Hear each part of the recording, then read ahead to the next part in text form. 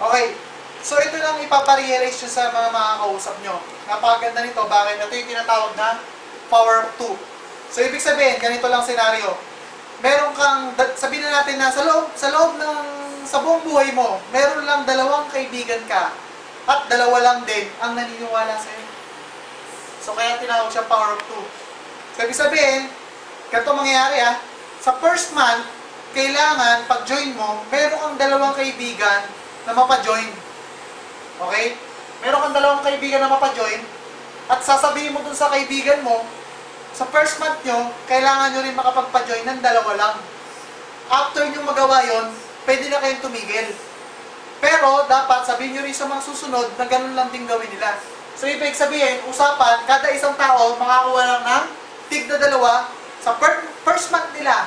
At kahit tumigil sila, ganito ang mangyayari. Okay? Ikaw to, sumali ka nung January. Nakuha mo si kaibigang A at si kaibigan B.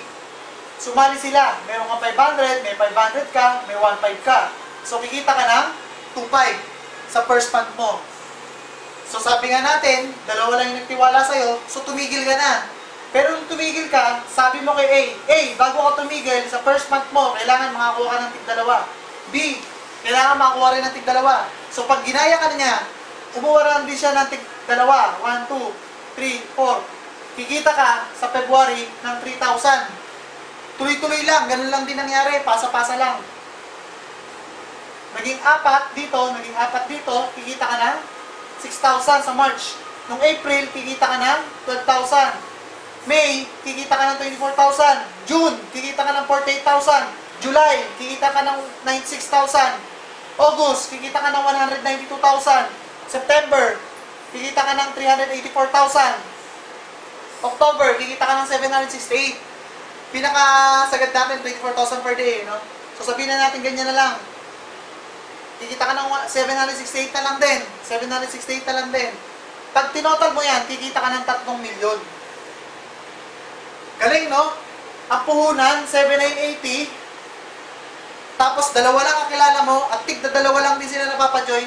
7,980 lang, pwedeng kumita ng milyon. Anong negosyo ang pwedeng itayo mo sa halagang 7,980 na pwedeng kumita ng 3 milyon sa loob ng 1 taon? Wala. So, ito lang in global. So, subukan mo. Sabihin na natin napakamalas mo. Sabihin natin napaka-pilosopo mo. Sabi mo sa akin, walang naniniwala sa akin. Kalahati lang naniwala. O sige, sabihin natin kalahati lang naniwala. Kalahati ng 3 milyon, magkano? 1.5 million. 1.5 million sa loob ng 1 taon. Pwede na? Kumita ka ng ganon? Pwede na. Okay? Kahit na sabihin natin napakamalas mo talaga, pinanganak ang malas na malas eh.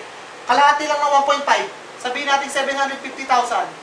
750,000 sa loob ng 1 taon. Puhunan mo 7,980. Pwede na? Pwede na. Kahit na sabihin natin napakamalas mo talaga eh. Kahit 100,000 lang yan eh. Bakit? Pwede na. Bakit ang puhunan mo 7,980 lang? So kahit 100,000 lang kinita mo sa 1 taon, okay lang kasi 7,980 lang ang puhunan mo eh. Ang malupit nito, yung 7,980 mo, ilagay mo sa bangko. After 1 year, pupusta ako sa'yo. Hindi tutubo yan ng 50 pesos sa loob ng 1 taon. Yung 7,980. Dito sa global, pag in-invest mo yung 7,980 mo, pwedeng kumita ng 3 milyon. Ang pinag-uusapan natin sa buhay, subok-subok lang. Ang buhay parang tumataya ka para sugal. Pag tumaya ka, pwede ka manalo, pwede ka matalo.